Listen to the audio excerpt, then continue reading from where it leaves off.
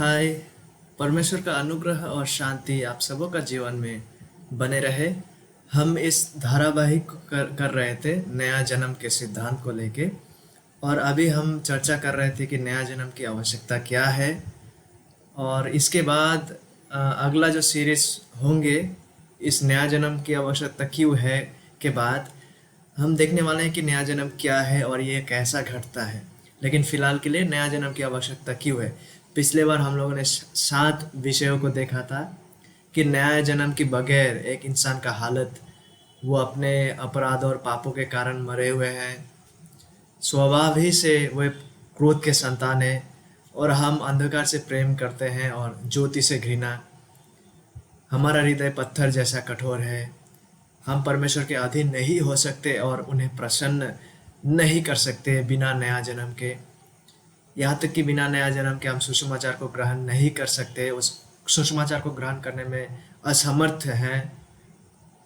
इन वचनों को आप देख पाएंगे इसके साथ जो मैंने लिख के दिया है, इन वचनों को आप खुद से भी पढ़ सकते हैं अपने अपने बाइबलों में। और आखिरी जो विषय पिछले बार हम लोगों ने देखा था कि यदि किसी इंसान के जीवन में नया जन्म ना हो तो वो परमेश्वर का राज्य को देख नहीं सकता। और आगे और भी कुछ विषयों को देखेंगे। मैंने कहा था 10 या उससे एक आगे पीछे हो सकता है, लेकिन अभी मैं और अधिक तलाश पाया हूँ कि नया जन्म ना हो तो, अगर नया जन्म नहीं होता है एक इंसान का जीवन में, तो वो इंसान का जीवन में क्या क्या हो सकते हैं। तो लगभग 15 ऐसा कारण है। इसको सबसे पहले आपके साथ चर्चा करेंगे कि नया जन्म की आवश्यकता क्यों है और नया जन्म नहीं होता है तो एक इंसान का जीवन में क्या होता है। उसके बाद हम लोग देखेंगे कि यह नया जन्म है क्या, ये कैसे घटते हैं, और जब नया जन्म होते हैं तो इसमें क्या क्या विषय होते हैं। इसको आने वाला जो भाग है उस पर चर्चा करेंगे। लेकिन अभी के लिए नया जन्म की आवश्यकता क्यों है। और पिछले बार हम लोगों ने इन तमाम 7 विषयों को देख लिया वचन के अनुसार। ये मेरा अपना बनाया हुआ बातें नहीं है, ये मेरा फिलोसॉफिकल बातें नहीं है। इन विषयों को आप खुद अपने बाइबलों में भी पढ़ के देख सकते हैं इन पदों को, कि बिना नया जन्म के एक इंसान का हालत कैसा है और इसीलिए एक इंसान को नया जन्म की आवश्यकता है। और आज और कुछ विषयों का आप सबों के साथ बांटना चाहूँगा, लेकिन वहाँ जाने से पहले आइए प्रार्थना कर लेते हैं।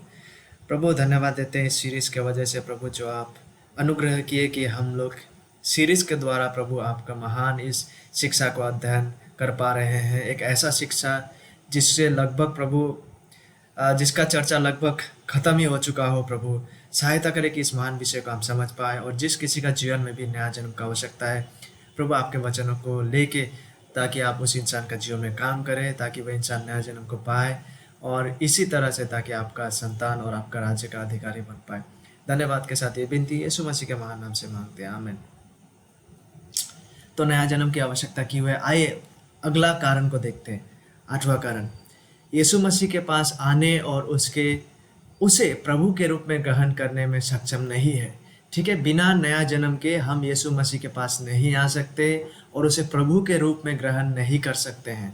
1 कुरिन्थियों 12 अध्याय 3 पद, और ना कोई पवित्र आत्मा के बिना, क्या हम देख पा रहे हैं, पवित्र आत्मा के नया जन्म के कार्य के बिना या पवित्र आत्मा के सामर्थ्य के बिना कह सकते हैं कि यीशु प्रभु है। बिना नया जन्म के कोई भी इंसान ये अंगीकार नहीं कर सकता। इसका मतलब ये नहीं है कि कोई भी कपटी इंसान या कोई भी धोखेबाज इंसान या इस्करियोत यहूदा जैसा इंसान, अवश्य वो मुख से बोल सकता है, होठों से अवश्य बोल सकता है कि यीशु प्रभु है, लेकिन उसका अर्थ को जीवन में महसूस नहीं कर सकेंगे। इस पद का मतलब है वो जो कह रहा है उसको वो उपलब्धि नहीं कर पाएंगे जीवन में, बिना पवित्र आत्मा के सहायता के, बिना पवित्र आत्मा के सामर्थ्य के। ठीक है, तो बिना पवित्र आत्मा के कोई भी इंसान यीशु को प्रभु नहीं कह सकता है।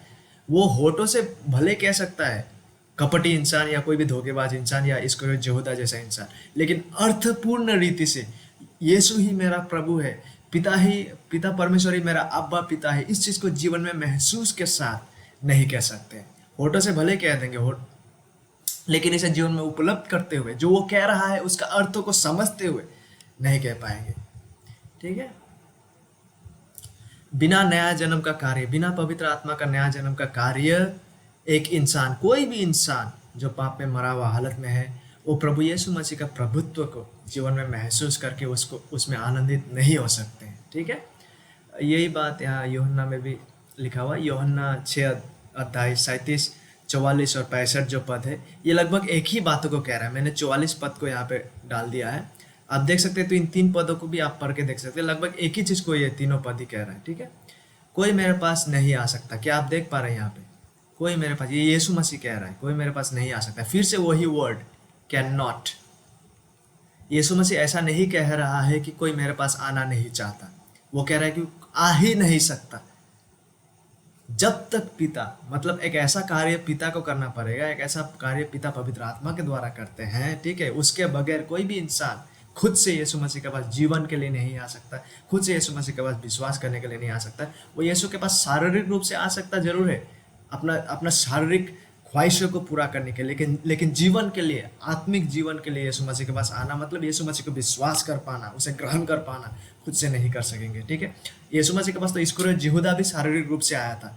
इस तरह से आज बहुत सारा लोग यीशु के पास आ जरूर सकते हैं, लेकिन वो अपना स्वार्थ को लेके आएंगे, अपना पापी इच्छाओं को पूरा करने के लिए यीशु के पास आएंगे। लेकिन उसके पास विश्वास के द्वारा आ पाना, उसे विश्वास के द्वारा उसको आके ग्रहण कर पाना, इस रीति से जीवन के लिए कोई यीशु मसीह के पास नहीं आ सकता जब तक ना पिता जिसने मुझे भेजा, जिसने यीशु मसीह को भेजा है, उस इंसान को खींच ना लेके आए, ठीक है। ये अद्भुत, मिस्टीरियस और महान कार्य है जब पिता कोई पतित इंसान को यीशु के पास लेके आते हैं मृतकों में से जिलाकर, ठीक है। यही है नया जन्म का कार्य, जिसमें परमेश्वर उस इंसान को जीवित करके पवित्र आत्मा का सामर्थ्य से यीशु के पास लेके आता है, ताकि वो यीशु को ग्रहण कर पाए और अनंत जीवन को पा सके। तो यही पिता का लाना, खींच के, ठीक है, परमेश्वर का यही है नया जन्म का कार्य, अद्भुत कार्य। उनके बिना, ये कार्य के बिना, हम परमेश्वर पिता का कार्य, पवित्र आत्मा, प्रभु पवित्र आत्मा का कार्य के बिना हम मसीह में नहीं आ सकते हैं, ठीक है। हम उनके पास नहीं आएंगे क्योंकि हम आ ही नहीं सकता, क्योंकि यीशु मसीह प्लेन कह रहा है, नहीं आ सकता। नए जन्म में इसी विषय को बदला जाता है, ठीक है। वो आ नहीं सकता स्थिति को बदल के आ सकता है बना देते हैं। और इसे कौन करता है? हम खुद नहीं करते, इसे पिता परमेश्वर करते हैं, पवित्र आत्मा का सामर्थ्य के द्वारा ये होते हैं। तो ठीक है, नया जन्म का बगैर क्या हम यीशु के पास नहीं आ सकते हैं, मतलब जीवन के लिए, उद्धार के लिए, उद्धार पाने के लिए, विश्वास करने के लिए, उसे ग्रहण करने के लिए, इस रीति से हम उसके पास नहीं आ सकते हैं और उसे प्रभु के रूप में हम स्वीकार नहीं कर सकते हैं, ठीक है। हम प्रभु के रूप में ग्रहण नहीं कर सकते और अंगीकार नहीं कर सकते कि वो हमारा प्रभु है। भले ही कोई इंसान होठों से कह देगा, कपटी इंसान, लेकिन उसे अर्थपूर्ण रूप से जीवन में महसूस करते हुए वो नहीं कह सकते, बिना पवित्र आत्मा, बिना प्रभु पवित्र आत्मा के सामर्थ्य के कार्य के बगैर। नवा कार्य क्यों, नवा कारण क्यों नया जन्म की आवश्यकता है? नया जन्म के बगैर हम पाप के दास हैं, ठीक है। इसीलिए नया जन्म का आवश्यकता है, ताकि हम पाप का दासत्व में से निकाल दिया जाए, ताकि हम स्वाधीन, स्वतंत्र हो सके। रोमियो 6:17 परंतु परमेश्वर का धन्यवाद हो। देखिए क्यों धन्यवाद हो परमेश्वर का? क्योंकि परमेश्वर कुछ कार्य को कर रहा है कि तुम जो पाप के दास थे, ठीक है, अब मन से उस उपदेश के मानने वाला हो गए जिसके सांचे में डाले गए थे, जिसके सांचे में डाले गए थे। तो परमेश्वर का धन्यवाद हो, तुम जो पापों के दास थे, मतलब परमेश्वर ने कुछ ऐसा किया कि हम पापों के दास नहीं रहे। वरना एक इंसान, प्राकृतिक इंसान, पापों में दासत्व का हालत में ही रहते हैं बिना नए जन्म के, ठीक है। हम पाप से प्रेम करते हैं, पिछले बार भी हम लोगों ने देखा, और पाप का हम गुलाम है। हम पाप को अपने जीवन में नाश नहीं कर सकते हैं। कुछ ऐसा होना है हम लोग का जीवन में जिसे कहते हैं नया जन्म।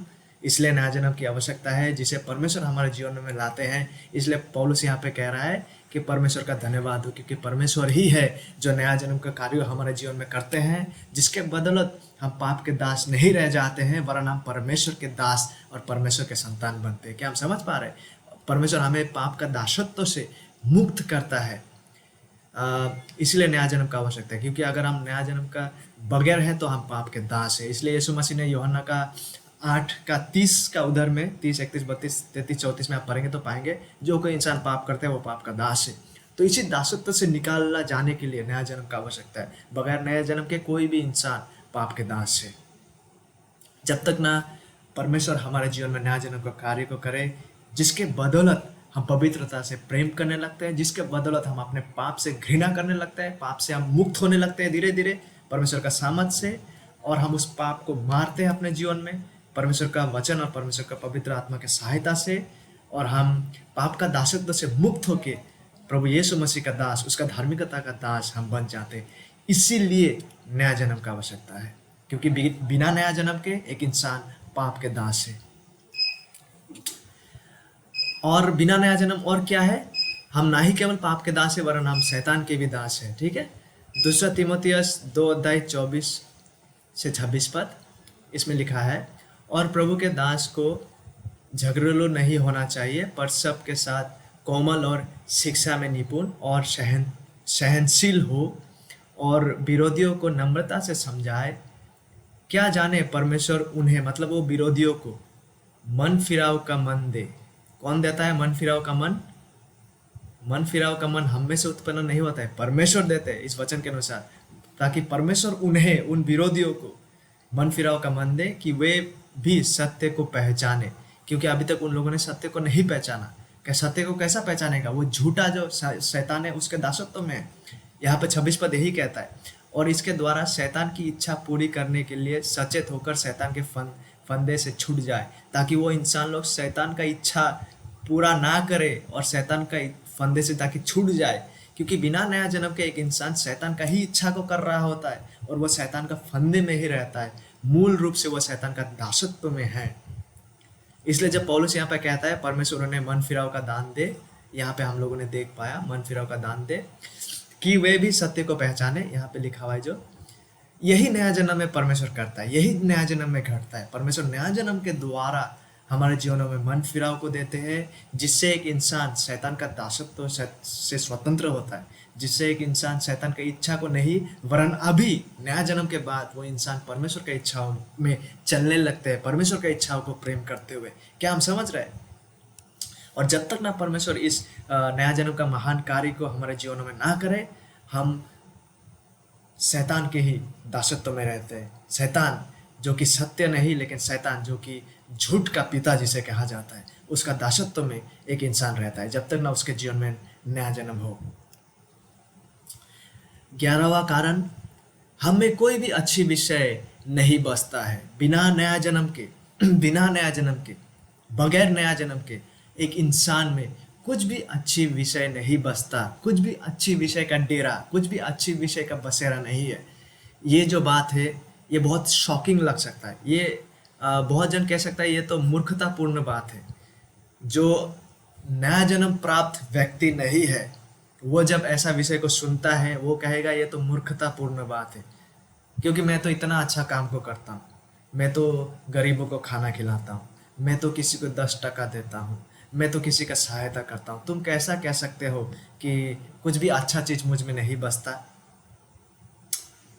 सुनिए, इसको ध्यान से सुनिए। बिना नया जन्म के एक इंसान में कुछ भी अच्छा विषय नहीं बसता। इसका कारण क्यों, क्या है मैं कह रहा हूँ, लेकिन सुनिए, जब अवश्य ये सच है कि इंसानों में परमेश्वर ने जब इंसान को बनाया था आदि में, उन्होंने भला बनाया था, तो वो भला गुण बिगड़ गया पाप के वजह से। लेकिन कुछ छोटा एक दो चीज जो परमेश्वर का अनुग्रह से एक इंसान, जो भी पतित इंसान का जीवन में भी बच जाता है, जैसे कि परिवार अभी भी है, ठीक है, परिवार जैसा अच्छा चीज समाज में अभी भी बचा हुआ है, तो एक दो चीज हो सकता है कि जो राइट हो, जो सही हो। लेकिन ये जो विषय है यहाँ पे कि बिना नया जन्म के हम में कोई भी अच्छा विषय नहीं बसता, ये क्यों है? बिना चेतना के, बिना परमेश्वर के वचनों के द्वारा जो चेतना हम में आता है, हम इस विषय को नहीं मान सकते। हम कहेंगे कि क्या अच्छा चीज़ मुझ में नहीं बसता, मुझ में तो कूट के अच्छा चीज़ बसा हुआ, लेकिन नहीं। सुनिए क्यों। इस चीज़ को समझने के लिए वचन के द्वारा चेतना हमारे जीवनों में चाहिए, तभी हम समझ पाएंगे कि क्यों ये अच्छा विषय नहीं बसता बगैर नया जन्म के। देखिए, सुनिए इस बात को, जो सारा भला चीजों को परमेश्वर ने बनाया है और परमेश्वर जिसको थाम के रखता है, जब वो भला चीजों को, ठीक है सुनिए ध्यान से, जब वो भला चीजों को परमेश्वर के ऊपर निर्भर करके और परमेश्वर के महिमा के लिए नहीं किया जाता है ना, तो वो भला कार्य नहीं रह जाता। क्या हम समझ रहे हैं इस बात को? दो चीजें, भला कार्य को भला कार्य होने के लिए कम से कम ये दो चीजों का आवश्यकता है। सबसे पहले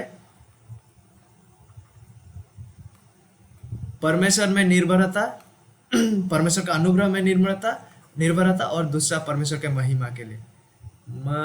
सॉरी, ये नहीं रहेगा, महिमा। जो भी भला चीजों को परमेश्वर ने बनाया इस संसार में, जो भी भला चीजें उन्होंने दिया, गेहूं का अनाज खाना या जो भी भला उन्होंने बनाया है और जिसको परमेश्वर थामे रखता है इस संसार में, ठीक है, उन चीजों का उपयोग करते हुए जब हम उन जो भी चीज करते हैं संसार में परमेश्वर के ऊपर निर्भर करके और परमेश्वर के महिमा के लिए अगर हम उस चीज को नहीं करते हैं तो वो अर्थपूर्ण नहीं रह जाता है। तो परमेश्वर ने जिस उद्देश्य से एक चीज को बनाया वो उद्देश्य विहीन हो जाते हैं। ठीक है, इसीलिए हम में कुछ भी अच्छी विषय नहीं बचता है नया जन्म के बगैर, क्योंकि नया जन्म के बगैर एक इंसान जो भी करता है परमेश्वर के चीजों के साथ, उसके प्रकृति के साथ, वो स्वार्थपूर्ण रीति से करते हैं। बहुत सारा लोग हैं जो बहुत अच्छे काम को शायद कर रहे हैं, लेकिन उस काम को वो इंसान इसलिए कर रहा है अपने स्वार्थ से, ताकि मैं इसको करने के द्वारा ताकि मैं स्वर्ग प्रवेश कर सकूं, ताकि इसको करने के द्वारा मैं मनुष्य का प्रशंसा को पाऊं। उस चीज को वो इंसान परमेश्वर में निर्भर होते हुए उस चीज को वो इंसान यीशु के महिमा के लिए नहीं कर रहा है। इसीलिए बिना नया जन्म के कोई भी अच्छी चीज एक इंसान के जीवन में नहीं बसते हैं, क्योंकि कोई भी चीज को अगर परमेश्वर के महिमा के लिए नहीं किया जाए और परमेश्वर में निर्भर होते हुए, तो कैसा कह सकते हैं कि वो चीज भला है, जहाँ की उस चीजों को परमेश्वर ने ही इस संसार में रखा। अगर उस इंसान उस चीजों को अगर स्वार्थपूर्ण रीति से अपने महिमा के लिए इस्तेमाल किया जाए तो क्या हम कह सकते हैं कि वो विषय उसमें अच्छी चीजें बसते हैं? नहीं, वचन के अनुसार। ठीक है, अगर कुछ भी विषय परमेश्वर में निर्भर होकर और परमेश्वर के महिमा के लिए अगर ना किया जाए, जितना भी सारे चीजों को परमेश्वर ने प्रावधानों के इस संसार में दिया, उस प्रावधानों का उपयोग करते हुए, तो वो चीजें भला नहीं रह जाता। अगर कोई भी चीजें परमेश्वर का महिमा के लिए नहीं किया जा रहा है तो उसमें कहाँ से भला आ सकते? ठीक है, सोचिए इस बात को। परमेश्वर ने हमें आदेश देते हैं ताकि हम उन्हें संपूर्ण हृदय मन सामर्थ तन मन धन सामर्थ से ताकि उन्हें प्रेम करें, और वो हमसे मत्ती 2:22-37 में ये बात लिखा है, और वो हमें आदेश देता है ताकि हम सारा चीजों को ये परमेश्वर के अनुग्रह में निर्भर होते हुए और परमेश्वर की योग्यता उसके महिमा को प्रकाश करने के लिए ताकि हम उन चीजों को करें। ठीक है, लेकिन जब एक इंसान उसको प्रेम नहीं करके, जब एक इंसान उसके महिमा के लिए नहीं करते, उसके योग्यता को प्रदर्शित करने के लिए नहीं करते कोई भी कार्य, उसका अनुग्रह में निर्भर होते हुए नहीं करते उन कार्यों को, तो ये कार्य अर्थविहीन हो जाते हैं। परमेश्वर का तो उन विषयों को सृष्टि करने का मतलब जो उद्देश्य था वो उद्देश्य विहीन हो जाते। जब कोई इंसान इस रीति से बिना परमेश्वर को प्रेम करके, बिना परमेश्वर के अनुग्रह में निर्भर करके, बिना परमेश्वर के महिमा के लिए कोई भी चीजों को करता है, वो भला भला नहीं रह जाता है।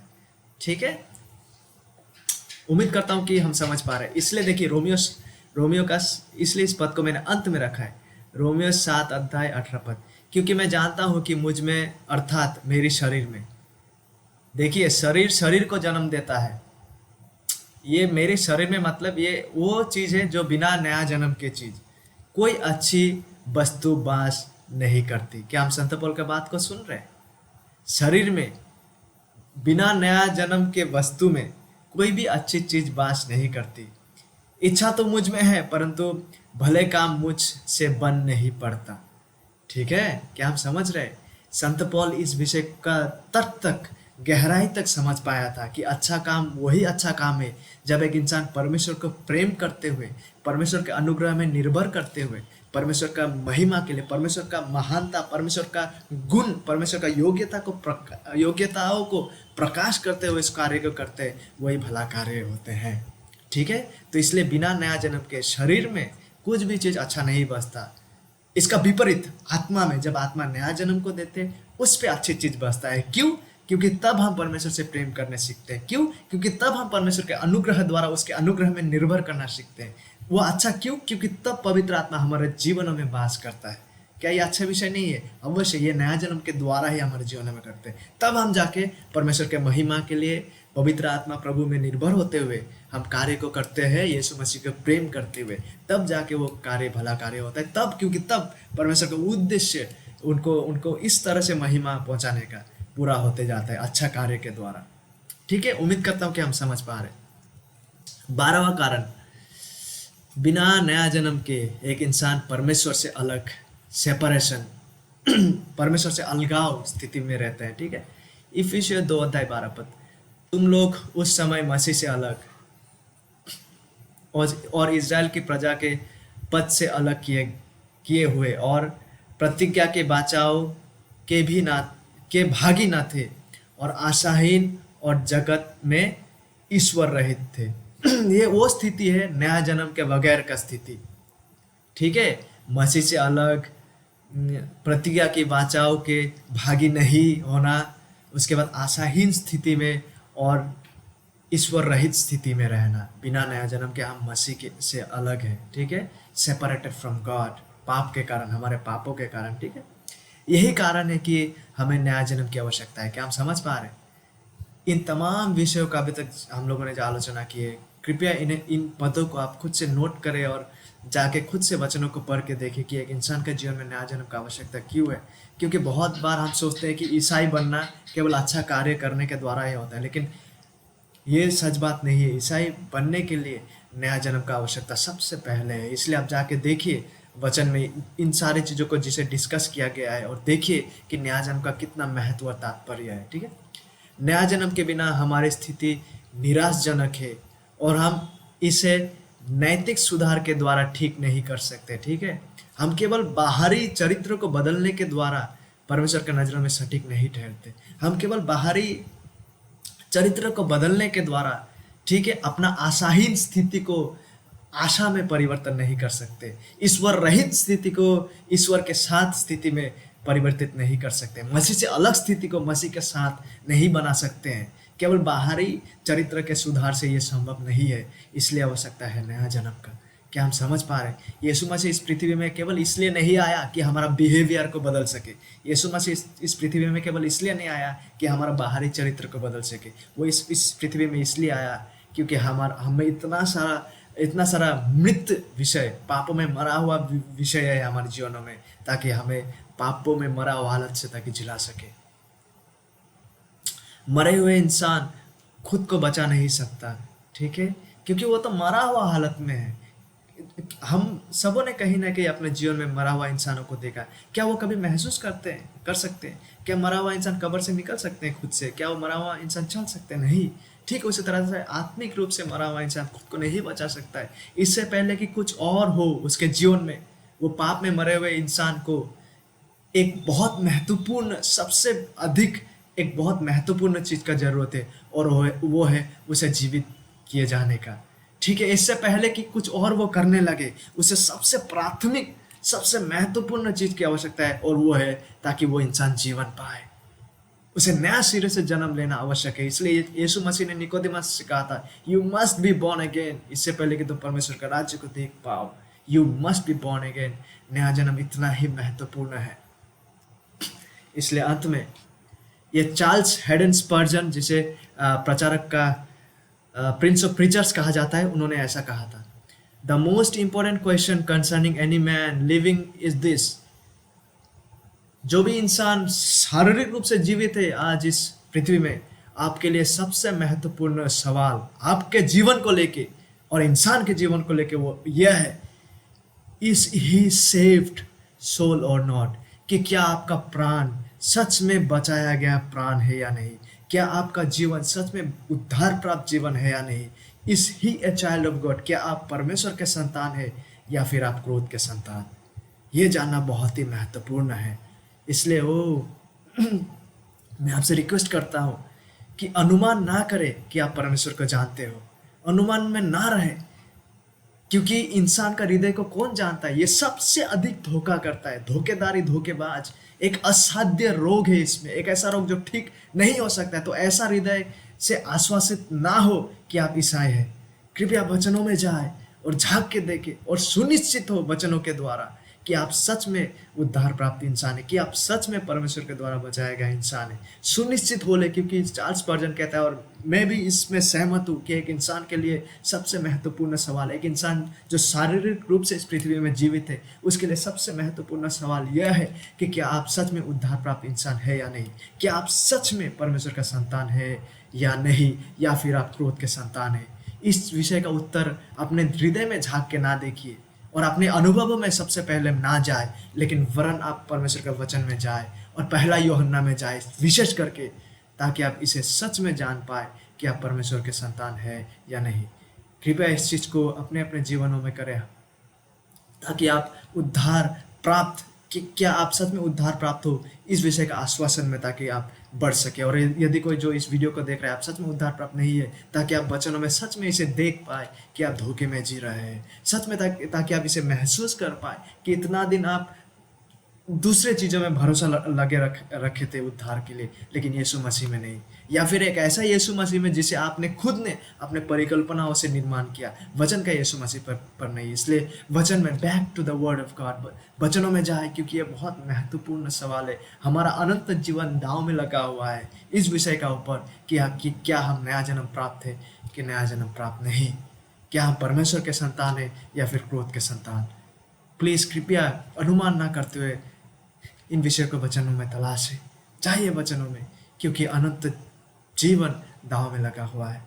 और ताकि प्रभु हमें सहायता करे, जितने भी लोग उद्धार प्राप्त इंसान हैं, ताकि आपको पवित्र आत्मा आपके जीवन में वचनों के द्वारा इस गवाही को दे कि yes you are the child of God, ताकि आप अब्बा पिता कह के उसे पुकार सके पवित्र आत्मा का सामर्थ के द्वारा। और जितने भी लोग धोखे में जी रहे हैं, उद्धार प्राप्त नहीं है, वरन आप यहूदा इस्करियोत जैसा एक वहम में जी रहे हैं, ताकि प्रभु पवित्र आत्मा आपका स्थिति को, ताकि वचनों के द्वारा आपके सामने स्पष्ट करे, ताकि आप आने वाला क्रोध से ताकि भाग के यीशु मसीह का चरणों में आ सके प्रभु का अनुग्रह से, और ताकि आप उद्धार पा सके।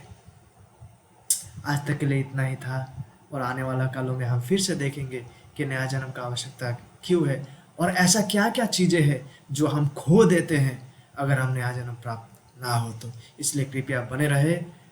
मोर to come. Thank you. God bless you.